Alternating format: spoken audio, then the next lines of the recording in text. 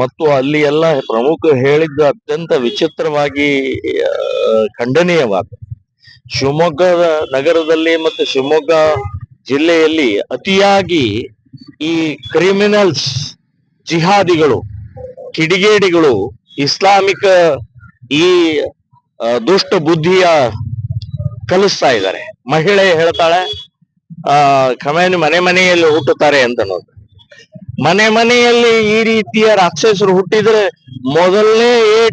ಮೊದಲನೇ ದೌರ್ಜನ್ಯ ನಿಮ್ಮ ಮಹಿಳೆಯರ ಮೇಲೆ. ಇವತ್ತು ಬುರ್ಕಾ ಹಾಕದೆ ಇರುವಂತ ಒಂದು ಸಣ್ಣ ಪಾರ್ಟ್ ಕೂದಲು ಕಾಣಿಸ್ತಾ ಇದ್ರೆ ಗುಂಡು ಹೊಡೆದು ಕೊಂದಂತ ಖೇಮೈನಿ ಅಂತವನು ಹುಟ್ಟಬೇಕಾ? ನಮ್ ದೇಶದಲ್ಲಿ ಹುಟ್ಟೋದು ಬೇಡ.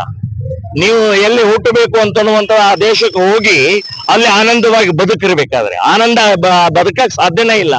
ಈ ರೀತಿಯ ಮಹಿಳೆಯರ ಅಂಧ ಶ್ರದ್ಧೆಯ ಮೂಲಕ ಖೆಮೈನಿ ಬಗ್ಗೆ ಮಾತನಾಡುವಂತಹದ್ದು ನಿರ್ಲಜ್ಜದ ಮಾತು ಅಂತನ್ನುವಂಥದ್ದು ಹೇಳ್ತಾರೆ.